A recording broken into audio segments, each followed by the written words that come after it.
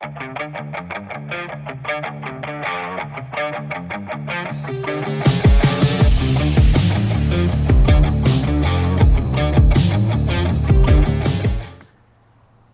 you are interested at all, I've been thinking about doing a video on some social commentary, mainly on engine swapping newer engines onto hot rods. So I have a couple of opinions on that.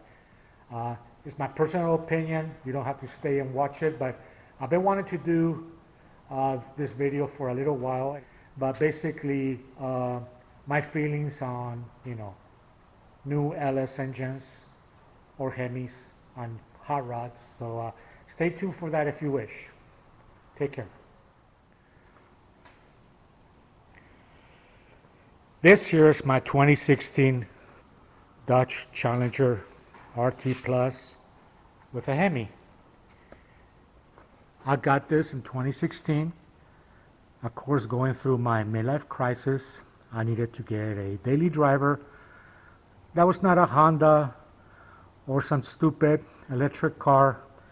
So I got this car, which was my daily driver up to about 2 years ago.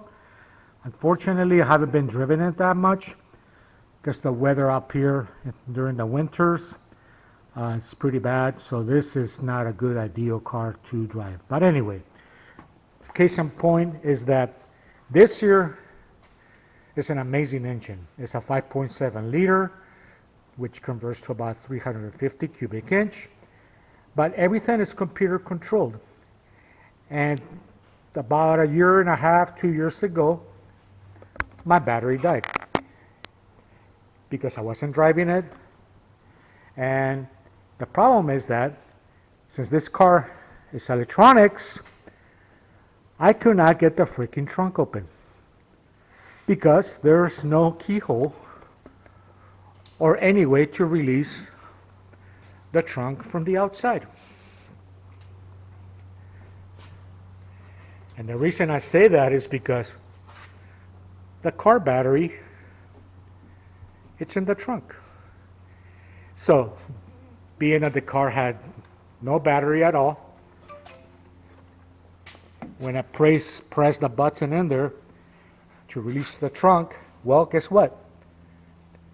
Couldn't open it because everything is digital, everything is electronic. So the other solution was, and I had to look this up, believe me, this is bullshit. I had to look up how to get in the trunk on my 2016 Challenger so I could open it and take the battery out. Literally had to remove the back seats, fold them down, and crawl my fat ass in there to pull a lever. Now, I wasn't able to do that. So I got a power booster, which gave me enough power to get power in the car, touch the trunk release, and get the car battery out. So just for the convenience of laziness of car manufacturers that have to make everything so complicated, I kind of fucking hate this car now for some reason. I know it's kind of stupid, but I freaking hate this car.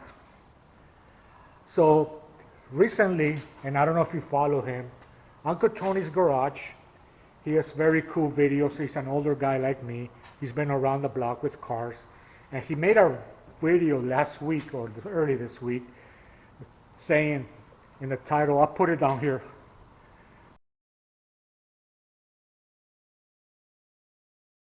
something like, engines need 0 computers to operate.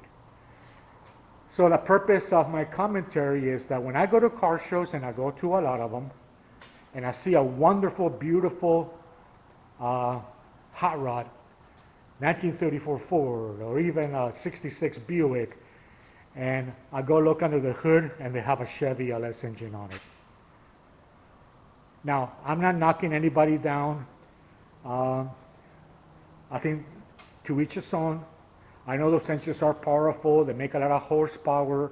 If you want to make a car that's reliable, economical, and fast, yeah, that makes sense.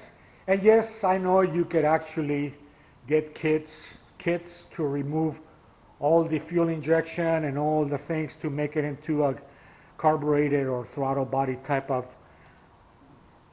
system, going back to the old school way of doing things. So that there costs you an arm and a leg. So are you really saving that money? This here is an LS from Chevy wiring harness. Might as well be Cthulhu to me.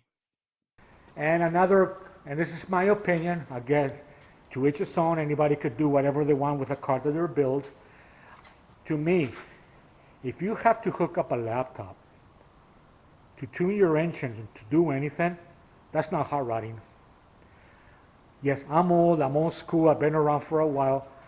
To me, that's hot rodding. When somebody out of high school, back after the war, typical hot rod from the 1940s. Soldiers came back from Europe or Japan, and they started hot rodding. They went to the junkyard, they bought old cars, and they put everything together using their own hands. Tune it, do all kinds of stuff. So that's my opinion. Again, not knocking anybody down, but if I see a hot rod out there in one of their shows and the car's gorgeous and I'm like, wow, look at this thing, and I look and it has an LS,